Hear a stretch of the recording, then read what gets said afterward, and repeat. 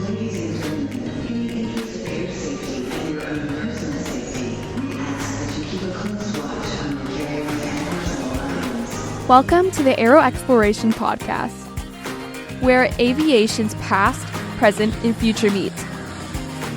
We explore the stories that build aviation history, take you inside the industry today, and uncover the career paths and innovations keeping the industry in motion. We go behind the scenes, into the cockpit, and onto the ramp, meeting the people and discovering the places that define aviation. If it's part of the flying world, you'll find it here. This is AeroExploration. Welcome, everyone, to the AeroExploration Podcast. My name is Jim, and I'm your host, and I'm so glad that you're here to join me in the new chapter of the podcast. Those of you who have not heard the last episode, the Fly the Transition podcast has been rebranded to AeroExploration. We will still have great stories of aviation career transformation, but now we get to expand a little bit more into other areas of aviation to share with all of you. So thanks so much for joining me. Thanks for sticking around if you are a Fly the Transition listener. If you're new to AeroExploration altogether, thanks for being here. Appreciate you. I'm pretty excited about the new intro, too. Huge shout out to my daughter, Hannah, who did the voiceover for that. She'll probably be mad that I shared this part, but she recorded for about 20 minutes, did 3 takes of that, and the other time was mostly just goofing around because she had headphones that she could hear herself in, so I have no regrets sharing that. It was fun to listen to her 20 minutes of back and forth and making different sounds. So I think my personal favorite take was the one where she plugged her nose and read the script. So I am smart enough to know not to share that clip with anybody. But when she graduates high school or gets married or something like that, that embarrassing audio clip will resurface. I promise. All right, so for this episode, we're going to tackle an interview from the Fly the Transition series. This is going to be Christy Shaffer. You've heard her before on the podcast. She was one of my very early guests where she had gone from working in science and in the allergy field and become a first officer with a regional airlines. She has since upgraded to captain and is a line check airman. So this interview not only allows us to catch up a little bit with Christy and see where she's gone with her career, but it also takes us another step in the journey of what is it like to become an airline pilot. You may remember from a few episodes ago, I interviewed Seth Bunker. We talked all about the experience of that initial training with the classroom, the procedure trainer, and then the actual simulator. So I want to take this one step further, and after we're done catching up with Christy, I want to talk about the initial operating experience that an airline pilot may see as a brand new first officer, what that looks like from her airlines, from her perspective as that line check airman, and help those who are looking at taking that path understand what those steps might be and how to best prepare yourself. So without further ado, I want to jump into my interview with Christy so you can hear all about those things from her.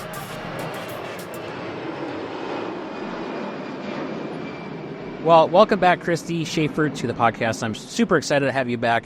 It's been a while since we've talked on here, but you've had a lot going on. Yeah, there's been a lot of changes since we last talked. Yeah, it certainly has. You're a captain now. You're doing line check captain work. I mean, that's a lot. Yeah, it is. It is a lot. Very rewarding, but a lot. Good. So today we're going to jump into some of those topics. I want to chat a bit about like the captain upgrade experience for you and what is the line check.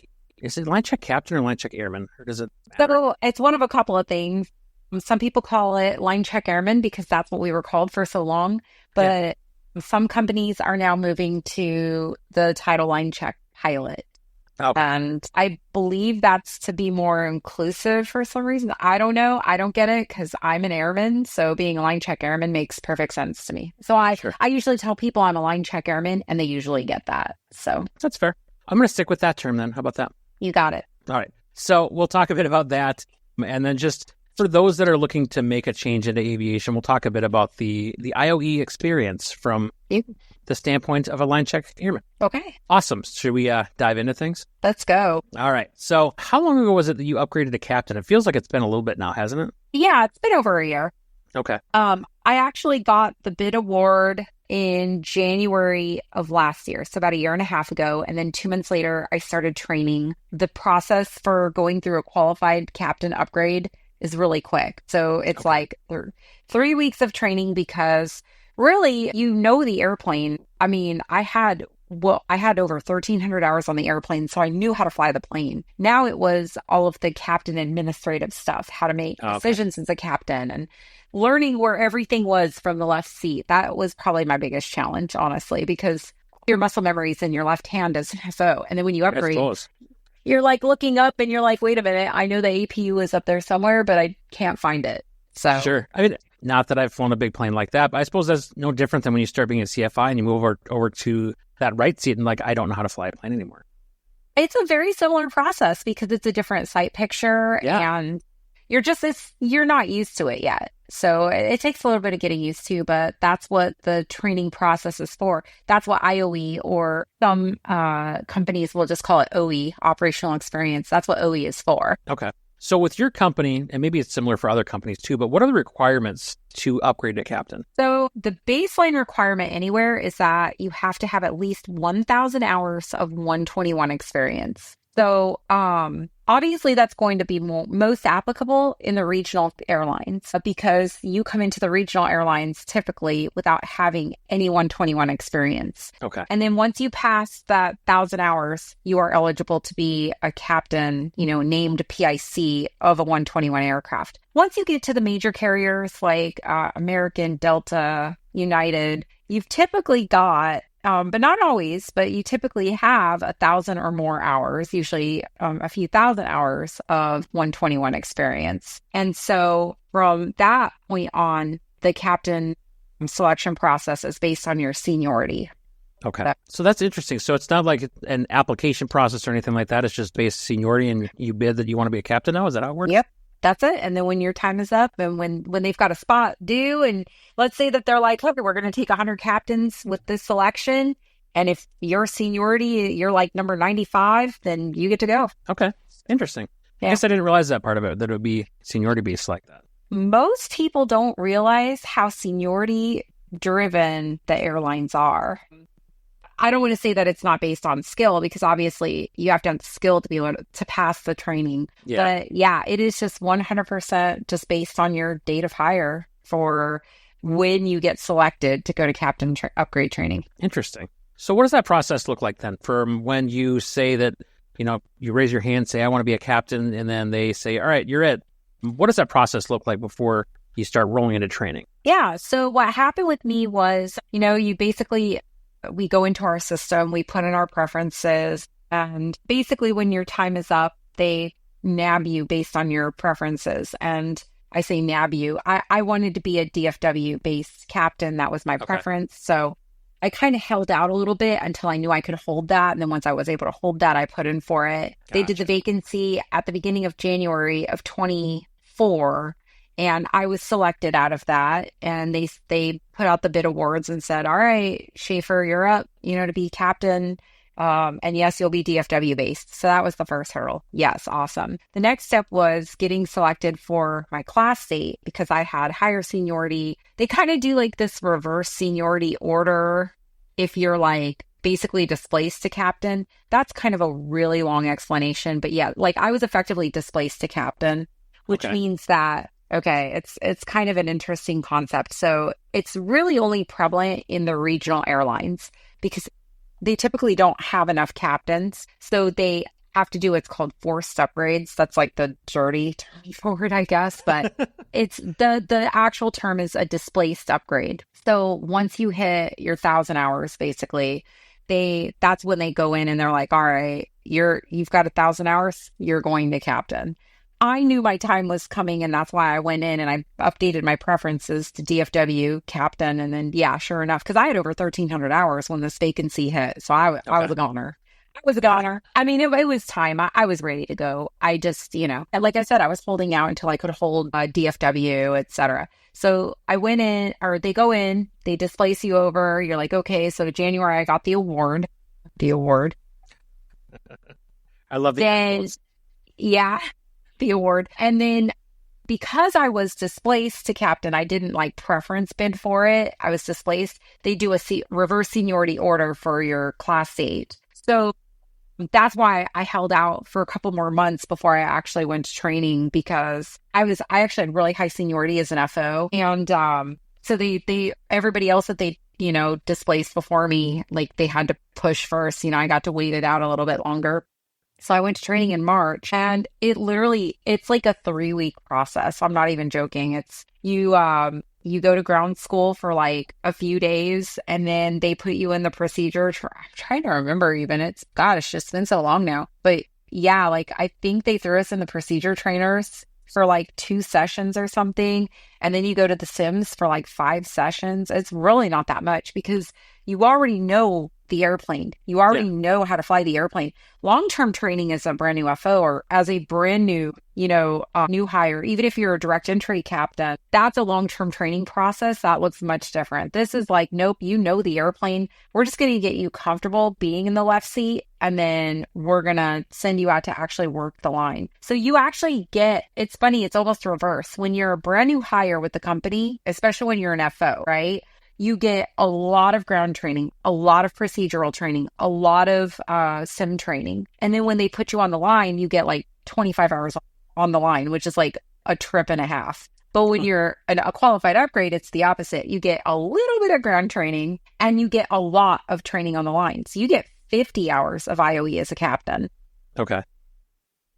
And that's because they want to make sure that you're not only able to fly the airplane and everything's good from the left seat, but that you're also able to make command decisions. Because now when you're a captain, you're in command. That's why, you're pilot in command. You're listed on the release now as PIC. And they want to make sure that you're able to handle the authority of pilot in command. And the only way to do that is to just fly over and over and over. So it's about 3 weeks of actual training, like in the airplane with a line check airman as a qualified upgrade. Well, and you mentioned too with some of the ground stuff. I mean, yeah, you raised a point that you already know how to fly the plane. So it's not like you're necessarily learning new procedures. It's just the different sight picture. Does that sound right? Yeah. For the most part, it's different. It's a different sight picture.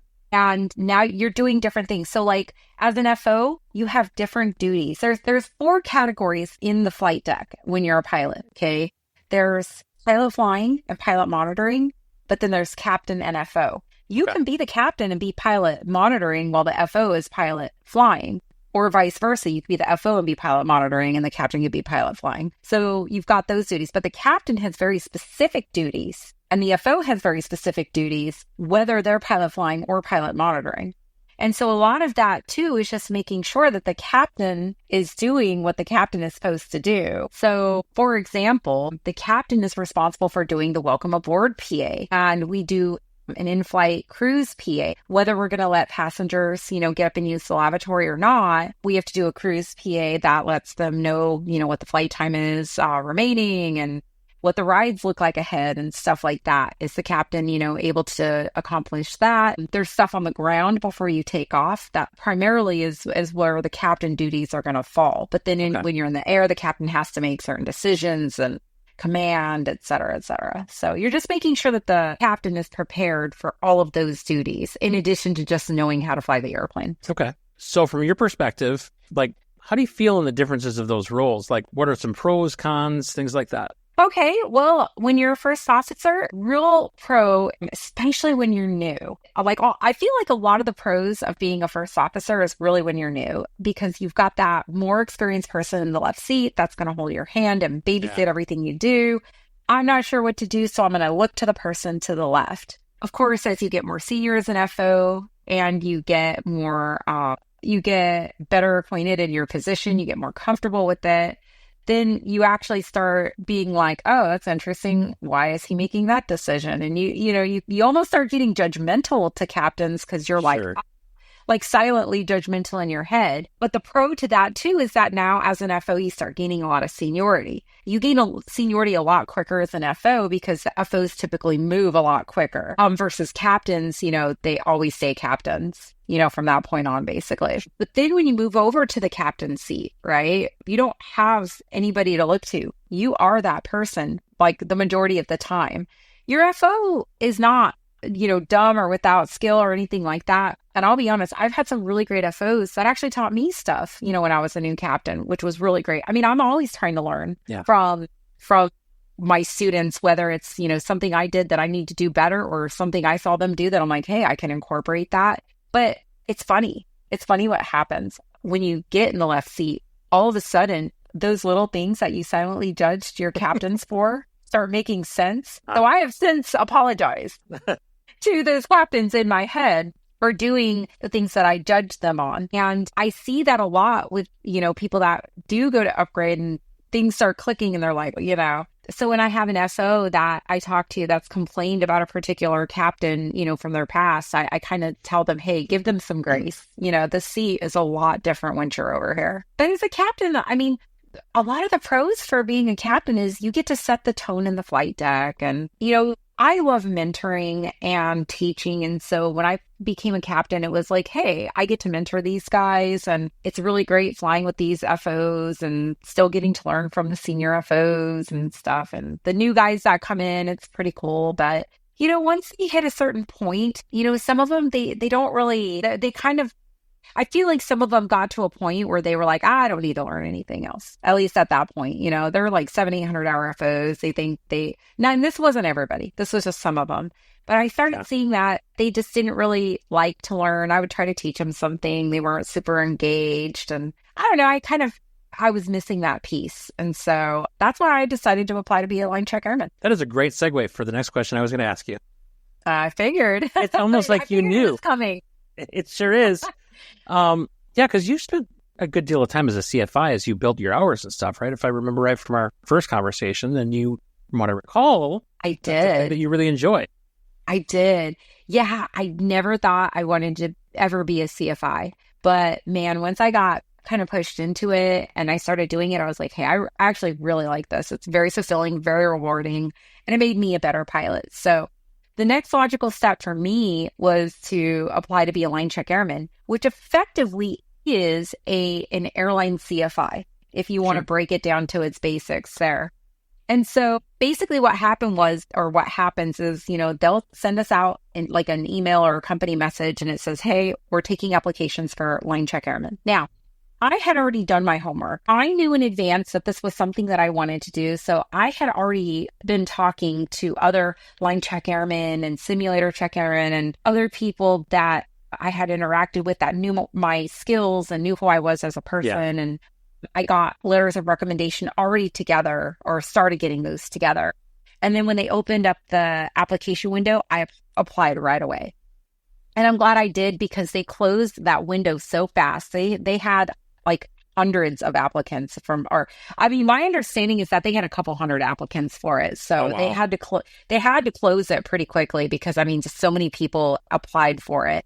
Fortunately, I was one of the first people that got in and applied, and I had everything ready to go. I was very, very fortunate that I had a couple of really great, just outstanding letters of recommendation. I can't thank those individuals enough for that. And I was one of the individuals called for an interview. I was actually in the first round of interviews for line check airmen this time. And I was so fortunate to be given the opportunity to do it. And so I went through another round of training, which included ground school and simulator training. And then you do what's called like your right seat proficiency training. You have to do 6 legs from the right seat with just a normal captain. Okay. So this, captain, and I they literally just like put me in with this other captain, just regular guy. And I had to explain the situation to him. Hey, I'll be your FO this week, but I'm actually a captain, and this is what my training is like. So, and then I had to observe line checks being conducted because as a line check airman, I not only do training, but I actually perform line checks on other pilots, which means I just, I basically just judge their ability to captain an airplane. Are they following the procedures properly and stuff like that? Are they doing stabilized approaches? Are they complying with, the altitudes and speeds on the arrivals? Things like that. Sure. So I actually had to watch a line check being done a couple of different times because you're doing like a new hire line check. And then you perform a line check. And then you have a Fed on the airplane with you, watching you perform said line check. And if the Fed likes you, I say if they like you, if they like the way that you conducted the line check and you've passed everything else, then they will give you what's called like a letter of authorization. Okay. And so I have a letter of authorization from the FAA with my company to be a line check airman. that says that I'm allowed to train people as well as conduct line checks. I can also do supervised line flying, et cetera. And I can do new FOs and qualified upgrades and all sorts of stuff. It's an amazing privilege. I am so grateful. I say it all the time, how grateful I am and what an absolute privilege it is to be able to do this. So it sounds like you've got a great opportunity to mentor some of those new FOs too. Every single one of them. Every single one of them. And it's not just the new FOs. I actually just did a whole string of qualified upgrades. Okay. And I keep in touch with them for the first couple weeks after, because I don't necessarily get to do their line checks always. Like I'll get them for their first or second trip. Okay. Like this week, I've got a brand new FO. It's his very first week as an FO. So I won't get him next week. He'll be with another line check airman, but I will touch base with him. And they, it's funny because like most of the time they touch base with me first.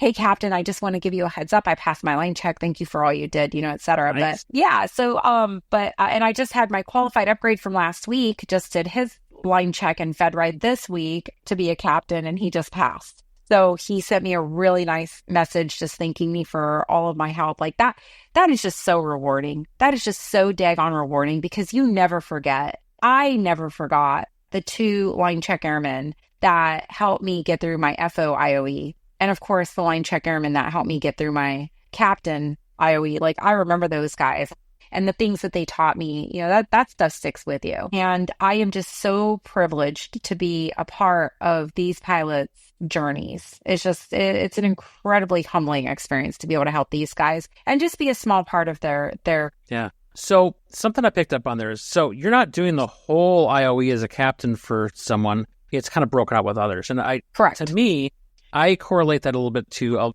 just to throw my profession in here, like when we do field training for new cops, they don't just sit with one cop the whole time. They go with different ones to pick up different styles, different approaches, and to be evaluated a little bit differently by, just get another set of eyes. Is that fairly similar with the airlines? Yep, with their approach? absolutely. Okay. Now, I will admit that when I became a captain, when I went through qualified upgrade IOE, my husband, Kevin, actually, we asked them if they would pair us up. They actually paired us up for the first 2 weeks. So, like I mentioned before, for qualified upgrades, you need 50 hours. So I needed 3 full trips, basically, with a line check airman. Kevin did my first 2 trips. And he's an amazing instructor and an amazing pilot. And I learned so much from him.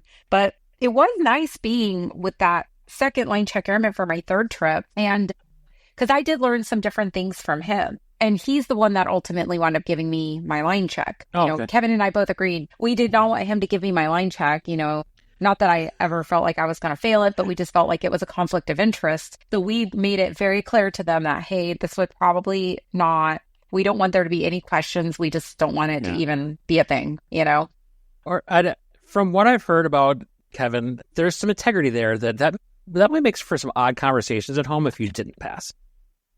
Yeah, exactly. I feel like he wouldn't just let you skate. Well, no, he wouldn't. Well, here's the thing is that, it's so funny because whenever I mention in a public forum that, husband and wife flying together, I would never let that, how could you ever? I'd never get on an airplane, whatever. First of all, or, people would say like, I could never work with my spouse. First of all, that's really sad. I am really sorry for you because that makes me incredibly sad for you that you couldn't, be in that professional environment with your spouse. But I get it. Everybody's different. And Kevin and I are very different. We're very, very logical. I am not an overtly emotional person, like when it comes to snap reactions to things. I was a scientist previously. I have training in that. So I'm very well trained in stop, think, and process what it is that's happening. And I do that with everybody, not just with Kevin, but especially with Kevin. So if he has something to tell me, he's telling me because he needs to tell me, hey, try putting it in this way, or try doing the airplane like this, or hey, make sure that you're watching this or that. No, and I need to look at that and go, okay, he's doing this because he wants to make sure I pass my line check and my fed ride. He's doing this because he needs to make sure that I'm a good pilot, because he doesn't want to sign, me forward and whatever. He doesn't want to set me up for failure. And even when we flew together, when I was an FO and he was just a captain and not a line check airman yet, I understood that his role was captain and my role was FO. And so if he commanded me to do something, I needed to do that thing. And we got along just fine. Like we fly together perfectly fine.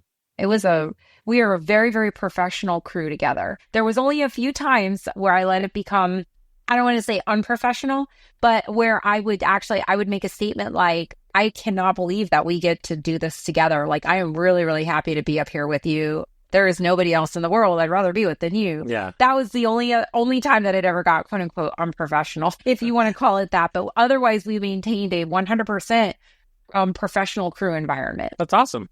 And the fact that like you said, that you can have that relationship where you're able to still have that professional interaction and it's not an issue. That's yeah. Good for you. And there were times too where we would just, we would debrief things later, and it was, again, not a big deal. There was never a time that anything ever got tense or heated, nothing like that. So I wish that we could still fly together today. That the last time I got to fly with Kevin in that capacity in the jet was when he did my IOE. So it's been well over a year, and that makes me sad. Yeah. But I'd imagine, though, with having two pilots in the family, like, that's got to be difficult, too. I'm assuming your trips are to different places at different times, or you're able to bid that to make it work. So when we were both still flying the line, I still fly the line. Okay. Kevin he actually got promoted earlier this year, or at the beginning of this year. He's actually working primarily in the simulators now. Okay. He's a simulator instructor, and he just went through training to become a sim check airman. So he's primarily ground-based, working in the sims and whatnot. Yeah. But every now and then they'll send him out for trips. So he actually just had to not for full trips. Usually they're just turns or maybe just an overnight. Okay. But yeah, when we were both flying the line, we were both able to bid for our lines that were very similar to each other. And that's what we still continue to do. Every month he's like, hey, what days off are you going to bid for so that I can bid for those? Because they have a slightly different process for the training department for the sims and whatnot. And so like this month, we were able to get really, really close together. And then there was one trip. Today was actually trade day. So once I landed, I got on and I started trading, and I was able to trade a trip that more aligned with his days on. So yeah, like he's at home right now while I'm on my trip, but there's a lot of stuff that we do to stay connected and whatnot. We're very, very involved. Like we talk every single day, even if our schedules are a little misaligned. Like I'm flying during the day this week and he's working nights. And so we at least still will text each other and try to call each other on breaks and things like that. But yeah, that's how we do that. And then of course we have our days off mostly paired together. So we go home and then we like to work on, our old Hondas together, and, we like to do our car thing, and we're just really enjoying that. And I go fly sometimes, and we'll do that occasionally. We understand that this is our job and this is what we have to do. And we make the most of it while we're away from each other. And then we make the most of it while we're together at home. That's good. Yeah. So I want to go back to one thing quick. When you apply for line check airman, is that a fairly competitive process? And I know you said that there's like 100 applicants or hundreds of applicants, but like, is there like an interview process that happens then, or are they just looking at the record? Or okay, there's a lot that goes into it. So they look for a recommendation from your chief pilot. I have fostered a very positive relationship with my chief pilot. I also had recommendations. Well, actually, I had recommendations from two chief pilots because I've worked extensively with them. Okay. I got involved with the company by working in professional standards. I'm actually the pro standards vice chairman for my company. And so I help mentor other pilots and I help them work through professional and interpersonal issues.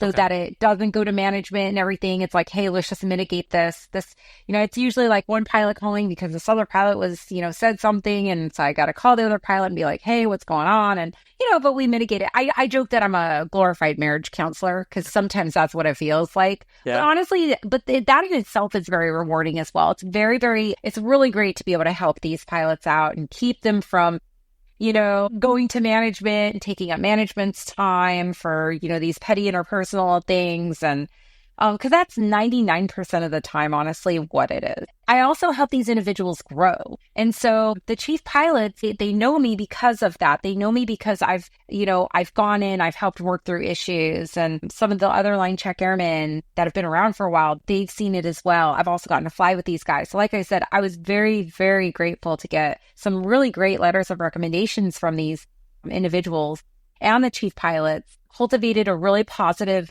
reputation within my company. And so they already knew my name, long story short, when I applied. They knew my name because of my positive reputation. And so they brought me in. But I mean, I had to do the full interview. They interviewed me. They had to ask me the same kinds of questions. I got asked a bunch of technical questions to make sure I knew the airplane and the procedures and the FOM and things like that, which I was able to answer because I took it very seriously and I studied to make sure that I was like up on to date on all the current FOM information. But yeah, so after that, once the interview process, then yes, they go through and they select from their candidates that they've interviewed. Okay, and then that's when you go into training and start doing all the fun checks and the Fed ride and all that stuff. Yes. Okay. So is there a difference in the crew resource management, that relationship between like a line check airman and the FO, or even a line check airman and an upgrading captain? Is that relationship different than how it would normally be? Or is it just like, we have this job to do, I'm just happen to be training you and evaluating you? Like, what's the difference there? Excellent. That's exactly what it is. I always start out by telling my students, hey, you know what? I'm here to help you as best as possible. This is a learning environment. Ask questions. But the same would be true if it were like if I was just flying as a regular captain with a regular FO, which has happened. Like there was a trip I did back in April where I didn't have a student. And so it was just a regular FO with me. And he was just like, oh, you're a line check airman. Because, we have different wings and we have like a name bar and stuff. And so that's kind of how you recognize the line check airman. And I was like, yeah, no students this week, but, of course, you're welcome to ask me anything if you want. And it was just a normal trip, but he was asking me a lot of questions about being a line check airman and things like that, 'cause it was something he was interested in. But ultimately, yeah, like it's setting the right expectations up front. Now, obviously, if I'm performing a line check, that's different because that's no longer a learning environment. The line check it's now, I don't want to say a judging environment, but it's an evaluation environment now. So now you've gone through the trainings, you've learned all this stuff. Now you're going to be evaluated on it. Judged is a harsh word. Judging people that's a little too harsh. I like evaluated. Yeah. I didn't directly ask you this, but I think you already covered it as far as like there are similarities between CFI and the line check. Yeah, being a line check airman is basically like being an airline CFI. I mean, that's literally what I am. I have to move seats too. So now I have to be proficient in the left seat and the right seat. And it was really funny when I did my first qualified upgrade and I had to sit in the right seat. And other than those 6 legs I did from the right seat, which I hadn't done in several weeks, I went back to it and I was like, wait a minute. Okay, I've got 1,300 hours in this seat. Why does it feel a little foreign to me? But now I feel, because I've done it so much, I can go back and forth either way. Okay. Like I can go left seat, right seat. I got you. I will be the best right seat, whatever, because I got so much practice doing it. The last month and a half, I had nothing but qualified upgrades. Really? So I was sitting in the right seat a lot. Yeah. But it's fun. It's great. Like, I love it. You mentioned that you had that one flight where it wasn't because you didn't have a student, but more often than not, is it check airman work? Yeah. Yep. Okay. Yeah. I really only had the one trip where I didn't have a student, and I don't get to decide whether or not I get a student. They send me a company message and they're like, here you go. Here's your student for next week. And I'm like, oh, okay. I usually find out the last day of my trip. Sometimes the next day I'll find out, like on my first day off, they'll send me a message. They give it to you in advance too, so that you can reach out to your student. And I reach out to all my students and introduce myself and ask if they have any questions. If they're a brand new FO, I spend, probably 20 minutes or so on the phone with them, just setting expectations. Hey, this is where, maybe you need to go get your parking pass ahead of time, or maybe you just Uber and then we'll go get your parking pass and, stuff like that. Gotcha. That's really cool. Yeah. Like I try to spend time. I'll show up early on their first trip with them, with the new FOs. I'll take them downstairs, take them to the chief pilot's office. That's where they get their parking pass, but then they can meet the people on the, CPO and show them the crew room and all the good stuff down there. So sure. So you kind of talked a little bit about it, but is there any other preparations that you have to do before you take a flight as a line check airman, or is it now just fairly natural before you jump in? It's fairly natural now, unless I'm going somewhere. So this week has been especially busy. If I sound tired in my voice, it's because I am. I didn't notice. the way that it works is I don't get assigned to an FO's trip. They get assigned to mine. So so basically I already had an FO that was assigned with me. You know, they bid for their line and whatever. And what happens is that FO gets displaced and they probably get reassigned to another trip. I'm sorry, sent some of my FOs. But they then take that FO or that student that they need and they put them on my trip. So this trip, I had specifically bid or picked up the line for this week because it was going to Monterrey, Mexico, and then we were going to be flying into Phoenix and doing some West Coast flying. Now, I haven't done that in like a year. So I was excited to go to Phoenix. I was excited to, fly on the West Coast. And of course, they gave me a brand new FO, 0 hours, right out of the simulator. So very first overnight is going to Mexico. Okay. So it's a lot because Mexico operations are a little bit different. Sure. We get ground training during ground school. We get some training on the Mexico ops, but he learned that weeks ago, way before his sim training and all of that. So I'm realistic. I know he's probably not going to remember hardly any of it, if anything at all. So now I've got to make sure he's up to speed on Mexico operations. Fortunately, we were going to Monterrey, which is a very easy airport comparatively, but it's still a little bit different, right? Okay. So just making sure that he was prepared for all of that. In addition, I'm going to Phoenix. Like I said, I hadn't been to Phoenix in like a year. So I had to do some prep work and make sure that I brushed up on, the operations in Phoenix and, because it's a little bit different. And here's the thing, normally you work as a crew, like, oh, okay, yeah, normally your FO will know and they'll know where to go, where to look. I knew my FO wasn't going to know. So, yeah. Sometimes I knew I was going to be single pilot in some of the situations because he doesn't know what he doesn't know. And that's okay. And I understand that, which is why I came prepared. And then going into the airport in Oregon that we went to, I'd never been there before. So of course, I always just kind of look ahead. I look at the charts and things like that. But once again, I knew he wasn't going to know anything either. So I had to make double sure. He's been a great student. He's exactly where he needs to be as far as a student. But yeah, it's just all these like new things that got thrown at me. Like if I had gone to some like Little Rock and some of these other airports that I go to all this time, it would have been no problem because I come here all the time. And sure. But that's how I prepare. As I look ahead and I go, okay, what is the caliber of student that I have this week versus where am I going? What's the weather going to be like? And then we go from there. Gotcha. So do you find it more taxing then for you personally to not only are you having to do your job, but you're watching this sometimes a brand new FO, making sure that they're learning, but also that they're doing things safely?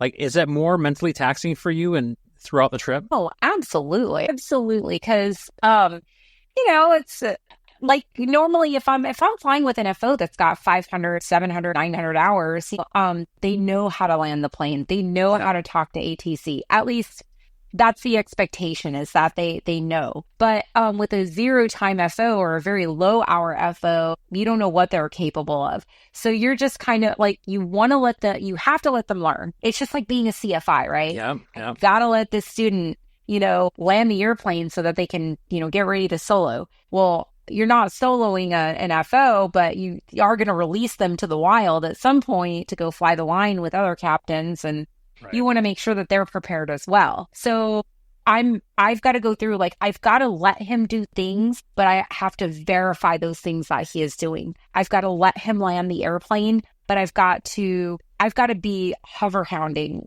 and I've got to have that focus while also doing the pilot monitoring duties, talking to ATC and everything else, while shadowing him, monitoring the controls, listening to, it's just this constant, thing that's going on. I've gotten really used to it though.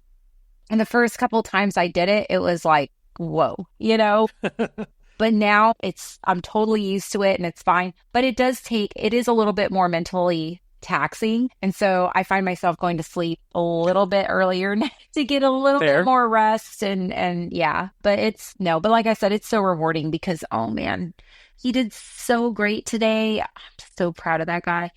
And that's the thing, is that I look at somebody and they're all my children. I don't care if they're older than me, the qualified upgrades and stuff. I'm like, you know what? You are all my children. And I am proud of just every single one of you guys. This guy is just such a great, Oh, he's like a sponge. He just wants to learn everything. Like he's a brand new FO. Oh my gosh, I know this sounds so stupid. I'm getting so sentimental. He was like, "Hey, Christy, I want you to teach me how to do the in-flight cruise PA." And I was just like, he's just a sponge. This is everything I ever wanted, was just to be able to give back and teach. And now I get to do it in like the biggest way. And I don't know why I'm getting like sentimentally emotional over this, because it's just, I just can't believe I get to do this. It is everything I ever wanted to do. I found my niche in life. I'll just tell you that. Yeah. Well, I mean, even going all the way back to our first interview, I mean, like it seemed to me at least that you would be destined for something like this, just the passion that you have for all this and mentoring. Oh my gosh. Yeah. This is everything to me, everything I ever wanted. And just the satisfaction, the gratification, the fact that I get to be, to help these guys achieve their goals and their dreams. And it's just an amazing, amazing feeling. I know that being a line check airman and being a CFI is not everybody's cup of tea, but oh man, it's just the best feeling in the world for me. I wouldn't trade it for anything. That's so awesome. I'm so happy for you. Thank you. So I'm going to shift gears on us a little bit and talk a bit about the IOE process for those who aren't, or OE, depending on your company. Right. For those who maybe aren't as familiar. So I guess your perspective is going to be your company, but what is that process like for your company? Someone's just out of the sims and now they're going to go to OE. What does that look like for you guys? Yeah, brand new zero-time SO. So I'll talk about my experience. Okay. Everybody comes to this company with a different set of experiences, right? I was very fortunate because I came to my company with some prior jet experience. I had like 300 hours of jet time before I actually flew this airplane. So I knew how to fly a jet. I knew what to expect. I didn't have any struggles with it. I didn't struggle with any of the landings or anything like that because I was already pretty well versed in that. But the line check airmen that I flew with still took the time to make sure that I understood like the flight mode enunciator, the different modes that, like the vertical modes that you can go into, because there's like magenta versus green, and you've got like magenta flight level change versus green flight level change. When do you use vertical speed? When do you use FPA? I mean, just all sorts of stuff like that. When you're in magenta, you can use pass, and like, how do I do that? I mean, just stuff like that. You just want to make sure that you're really solid on that. And so it was really, really funny because the two line check airmen I had were completely opposite in how they approached, doing descents in the airplane. Like the one guy was all like, use FPA, like FPA is your best friend, blah, blah, blah. And then the other guy was like, oh, I never use FPA. I use vertical speed. So it was really great though to see that, because I got to see from each perspective how and why. Yeah. So that was really, really great. I tell my students now, hey, it's 6 in one hand, half a dozen in the other, whether you use this or that, or whether you want to go like this, or, a lot of what I'm teaching is going to be technique, but I make sure that they know that, because they've been taught the SOPs in the simulators. Textbook, this is how you do it. Okay, well, now let's talk about some technique. And really, it's just holding their hand while they learn through it, like experiencing it themselves now, right? Because they're coming from the sims where if something was going haywire, they got to pause the simulator and talk about it. Well, we're going into Phoenix today and we're getting vectored in, and it's like, oh, and they switch runways on us at the last minute. Then we're coming into Northwest Arkansas and they're keeping us super high and dropping us in. And now I've got to show this guy, okay, we can't just path it in now. Now so now what you want to do is you want to go to green flight level change. We want to pull out the speed brakes because we want to make sure that the airplane's getting down, but we don't want it to speed up. And sure. Okay, if we need to, we could put the gear down to, slow it down. And we've had to do that a couple times because, I call it drop it like it's hot. They've dropped us in like it's hot. They keep us high and fast, and then they want us to drop in. And, they don't realize that I've got, student pilot with right. literally, and they're expecting us to be, they think we're multi-thousand-hour, crews up here, which to an extent is true. But in a very other sense, it's, I've got a brand new FO. Every single hour he has in the jet has been with me this week. So that's kind of what the IOE process is like. It's just getting in, making sure that you not only understand the SOPs, learning how to apply different techniques to different situations, because No two approaches are the same. No two approaches into DFW are going to be the same. Sure. And so, it's just making sure that they understand what's going on, making sure they have the situational awareness so that they can apply what they know, what they're doing, and get the job done safely and effectively. And at the end of the day, speaking of, just approaches and stuff like that, if they come in and they're not able to do it, we can always come back around and try it again. It's not a big deal. For the captain upgrade, like, it's a little bit different, right? Because you already know how to use the airplane. You already know how to fly the airplane. You already know how to use the flight mode annunciator and everything else. So now it's, okay, well, hey, captain, what would you do in this situation? Hey, so ATC just gave us this, but we've got that. Can we do this? They're asking us to climb to flight level 370. What would you do?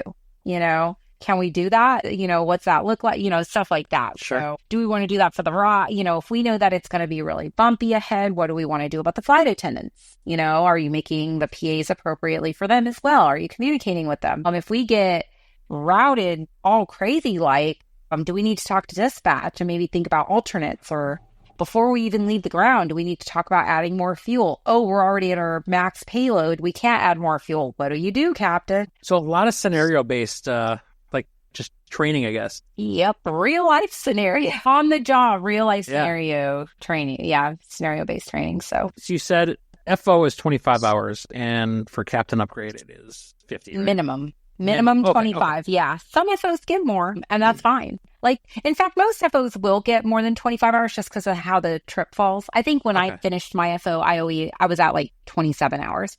That's just because that's when the trip, how the trip finished. But there will be times where the line check airman gets ready to do a line check on an FO, and they're just not ready for whatever reason. And it may not be the FO's fault. Like, I had an FO that I had to request more IOE for, and it was not their fault because it was during the spring storm season this year. And I had to take every landing because these were not conditions that I could have ever let a freaking student take. Like, I wouldn't have even attempted to let the student take it. So I called the training department the day I was supposed to do their line check, and I just, respectfully asked for more training, and I explained why. They were super supportive. Absolutely. That's great. No problem. Yeah, 100%. I felt very supported in that decision. That individual went on to get an additional week of IOE. They were able to fly during better weather conditions, get a bunch of landings in, and pass their line check, no problem. So I made the right decision. Yeah, for sure. Because they even reached out to me and said, yeah, absolutely, that was necessary. So it's not like, all right, you have 25 hours. If you don't cut it, see you later. Oh, no. Good. No, not at all. No. And I had just talked with, he was a simulator captain with Endeavor. And he kind of said the same thing, that the company has invested so much money in you at this point. They want you to be successful. They're not looking to wash you out of here. Yeah, absolutely. No, I mean, obviously, if there's something that you're struggling in, I mean, they're going to give you a couple of opportunities to like get it together, and learn. But ultimately, there are going to be people. It doesn't happen super often. We have a very high pass rate because our training program is really good. But at the end of the day, there are going to be a very small handful of individuals that just cannot pass the training for whatever reason. So that's fair. I think you see that with any kind of career change. Absolutely.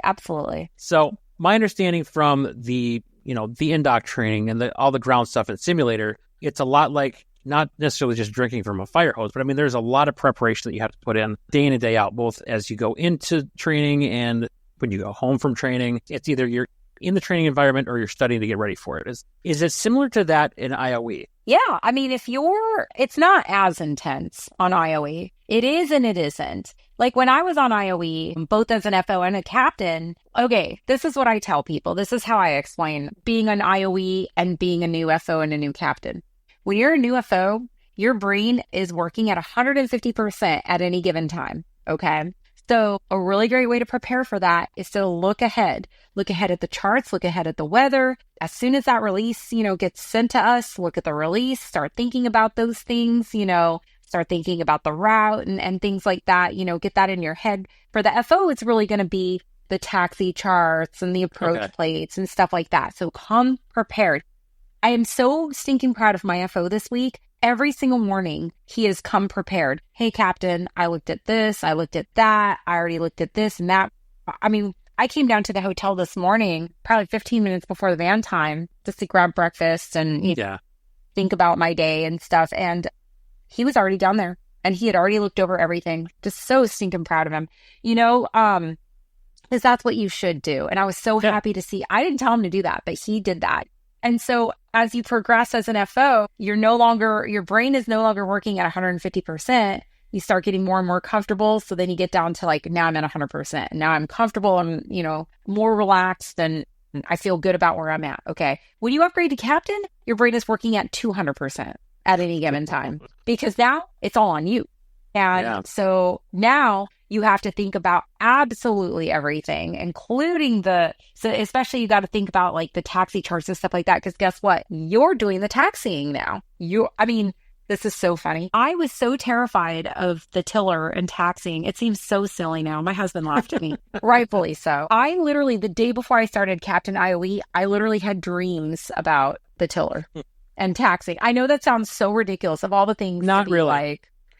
Like, I was like, I am going to be driving this airplane around a freaking airport. Like, I can drive a car, I drive a stick, like I drive, but I'm going to be driving this big old thing with wings. Like, and all I could think about was, what if I taxi into something? And obviously that's never happened. And it was such a silly thing to worry about of all the things, but it's just stuff like that. And so you're thinking about those things, thinking about the taxi charts, thinking about the fuel, thinking about the route, thinking about the weather, thinking about your crew, thinking about the turbulence, thinking about your flight attendants, thinking about your FO. 200%, and over time that has come back down. It takes a little bit longer, but it's come down and now I'm at like 100%.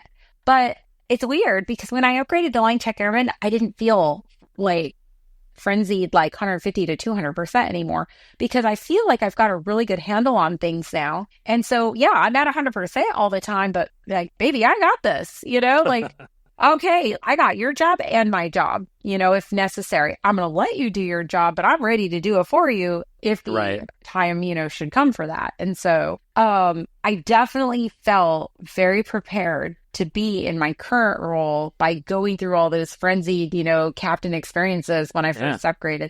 They say when you upgrade to captain, the craziest things are going to happen to you in those first 2 to 3 months, and they are not wrong. I had so many new things happened to me that I had never dealt with before. True story. Very first week as a captain off of IOE. So congratulations, you're now a captain. It's like the first overnight, we wake up the next day to take the hotel shuttle to get to the airport. Hotel shuttle is missing.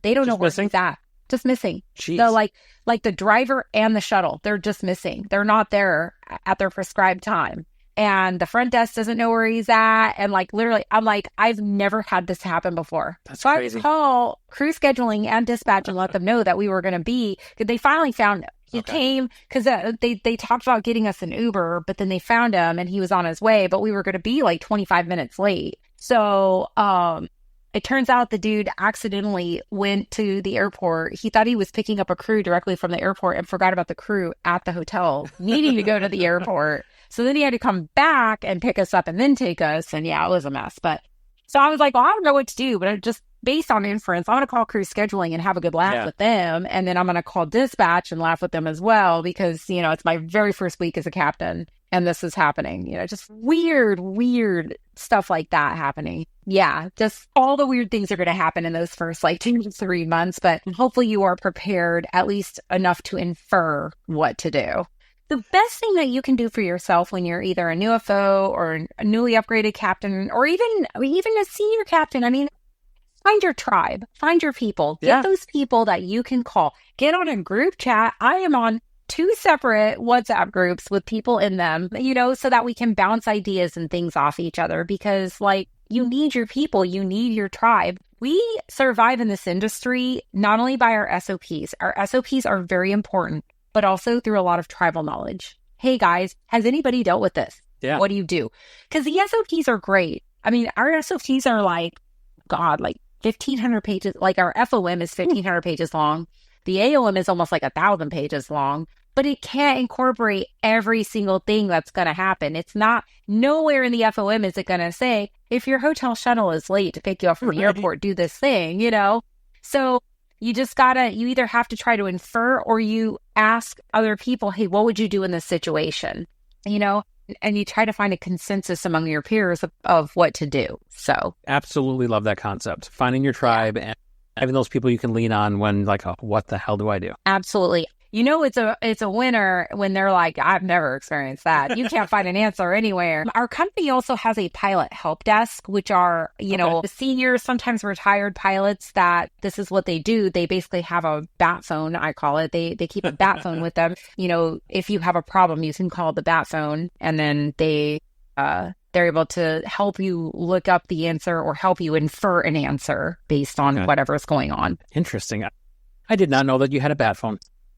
Yeah, well, the company, the pilot help desk, those individuals have the bat phone. There's also other resources that the company gives you as well. There's always pro standards. Those are, again, for those, interpersonal issues. But people call us for all sorts of stuff, and we try to at least steer them in the right direction. If it's not like a pro standards thing, we still try to help, Lots and lots and lots of resources. Union, representatives to help out. Lots of people there at your disposal. That's great. So from your perspective, are there any things that you see as common struggles that people have in their IOE? Honestly, everybody's a little bit different. Let's see. Of course, the new FOs, their landings are not going to be the greatest at first. Yeah. And that's completely expected. That's fine. But then like I had an FO that I had for a second trip and she was amazing. Her landings were like on point. So I was like, dang, okay, well, you're good. I'm still going to babysit you because I don't trust nobody, but like, I really, at the end of it, I didn't feel like I had to. She was amazing. And then, there was there was a qualified upgrade that I had that was absolutely phenomenal. I was like, why am I even here? You're already a captain. I thanked him at the end of it and I was like, you made my job super easy this week. You're amazing. He came prepared. He knew what he was doing. He had the right attitude. He was ready to rock and roll. And then like, 2 students later, I had a guy for qualified upgrade, and he really struggled with that command presence. Okay. He really struggled with making like command decisions and was really like timid about it. And I kept telling him, dude, you need to you really need to get it together. I was like, man, you need to get it together and start making these decisions. Be decisive. Yes. Well, it wasn't even just decisive. It was command. He needed to be more assertive with his authority. Okay, he needed to assert his dominance. Because honestly, he really didn't have that in him. He admitted that he was not. There's type A. I'm definitely double, triple A because I have I have enough command presence for everybody. But I think for him, it was a lack of confidence. And so that's what he lacked. And so he didn't know that he could make those types of command decisions. And I'm like, no, dude, that's what we're here for. That's why you're here. Let's see. Other guys just need different, they're just learning. They just need to learn through experience. I had one guy that thought he knew, God, this guy thinks he knows everything. And then, of course, nobody knows everything. I don't know everything, but he thought he knew everything. And so he would make a mistake and I would correct him and he would be like, yep, and so he was like, yeah, I'm already on it kind of attitude. And I was just like, right. And one guy that was really rough on the controls for whatever reason. I was like, dude, she's a lady. Please treat her like a lady. Please don't be so jerky. Just jerking out the what do you call it? The speed brakes and stuff. And it's just not comfortable for anybody in back when they do that. Yeah. Anyway, it's literally everybody's got something a little bit different. And so, but there are trends. Yeah. When they're a brand new FO, their landings are not going to be squeaky clean, at first. So you're going to have to help them and walk them through that. So that's an expectation you're going to walk into right away. So from your perspective, what insights can you offer to help those going into the airlines be successful? Or for that matter, those who are doing the upgrade? Prepare in advance as absolutely much as you can. Find people that have gone through it, that are in the gone through training, whether it's as a new FO or a captain upgrade. Get whatever resources you can. Ask the company if you can have resources in advance so that you can study. There's a lot of stuff online now. Go in prepared. Don't go in and think that you're going to learn this all by osmosis, It's a lot. It's a fire hose. It's not hard, but it's it can be difficult just because it is so much crammed into such a short amount of time. And so there's plenty of opportunity there for you to study. The other thing that I'll tell you guys is that, especially for those of you that have families, spouses, kids, etc., this is a short season of sacrifice that you guys are going to have to go through in order to get through this. I am very sympathetic because I also have, I've got my son and I had to go through training and stuff. And I had to, explain to him that I was not going to be around as much for that time frame because I was going to be at the hotel studying, etc. Yeah. You have to be able to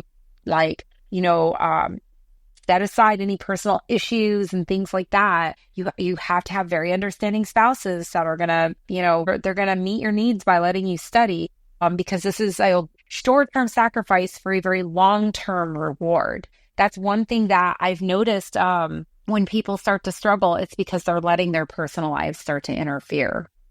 And you don't want to let that happen. And that's just a harsh reality. Yeah. Well, I think that's important to have a good support system back home that understands that and just being open right out the get-go about what those challenges will be. Yeah, 100%. And your family, your spouse, and your kids should know, hey, babe, when we get through this, we're going to have flight benefits. And, right. We're going to have, this is a very lucrative career, if you continue on that path. But if you can't get through the training, it's never going to happen. So you got to get through it, Yeah. Yeah. Is there anything else you can think of that we didn't cover that we should go back on or that you want to cover? That was a lot. It's a lot of really great information. I mean, for those of you looking to go into the airlines, do it. I will say the airlines are not for everybody. If you're not used to this lifestyle, the first few months are a little challenging because you got to find your routines. I had to learn that the hard way through experience that, you got to get in, you got to get your routines. And that's how you find your sanity because you will be in a hotel room by yourself, quite a bit living on the road out of a suitcase, which, a suitcase, my whole life is packed for the whole week. My entire life is packed into 3 small bags, my suitcase, my flight bag, and my food bag. That's it, so honestly, it's a great career. I couldn't imagine doing anything else. Like I said, I am fairly certain I found my niche and I am just very grateful to be here. I'm glad that all the signs in my life kept pointing me this direction, even though I wasn't fully seeing it, until one day I finally did. And now finally here I am. So if that's you, go for it. That is fantastic. And like I said at the very beginning, I'm so happy that you are in this space in this chapter of your life. I know that you've worked really hard to get here. So congratulations again. And I'm so thankful that you took the time to chat with us about this today. Thank you. I appreciate you for having me. Well, thank you to Christy for joining me on this episode of the AeroExploration Podcast as we dive into a Fly the Transition episode. Oddly enough, her and I recorded this episode, I don't know, maybe a month or two ago. And in the last day or two, I've seen that she's currently flying and on a trip right now with another former guest of the podcast. You may recall that Brian Turner from the YouTube channel Just Plain Silly had left his IT career field as his company had went away, essentially, and moved into trying to get into the airlines. While he has been successful with that, he's now at the same airlines as Christy and going through that initial operating experience with her on his very first trip. So I think that's super cool that the two have been able to connect like that. They clearly know each other outside of just this podcast, but I just think that's a really cool story, and I can't wait to hear from both of them about what that experience was like. So one really big takeaway for me in this episode is Christy talks about having your tribe, and her and I have talked about that in the past too, the importance of just having your people that are able to be that resource for you, people that you can go to and just bounce ideas off of. I mean, even at this stage in her career, she still has her tribe of people, whether it be for now her being more in that mentoring role or just if she still has something to bounce off people. She's got her tribe, she's got her resources, and she knows people that she can turn to. So find your tribe. There's all sorts of people out there in aviation who are willing to help out just about anybody. It's just a matter of finding those people who are going to be that group for you. All right, so as I wrap up this episode and start moving in the new direction of the AeroExploration Podcast, if you have ideas of topics you'd like me to cover, or if you'd like to be a guest on the podcast, please reach out to me. I do still have the same old email address. I haven't set the new one up yet. You can reach out to me at flythetransition@gmail.com, or you can reach out on the other podcast, flyingmidwestpodcast@gmail.com. Either one of those will get you in touch with me. and let's have a conversation about where we can take the podcast in the future. I want this to be something that is interactive and entertaining for people, so your input and feedback is important with that. Also, be sure to check me out on all of my social medias. I'm on all of the big platforms, the Instagram, Facebook, TikTok. I just like calling it TikToker. And YouTube. I'm posting all sorts of videos and shorts and reels and all of the things. So be sure to check those out. The handle for all those is at aero_exploration for all of those. So jump on any one of those platforms. You will find me with that. Thank you once again for taking the time out of your day to join me on this episode. This is Aero Exploration, and we'll see you next time.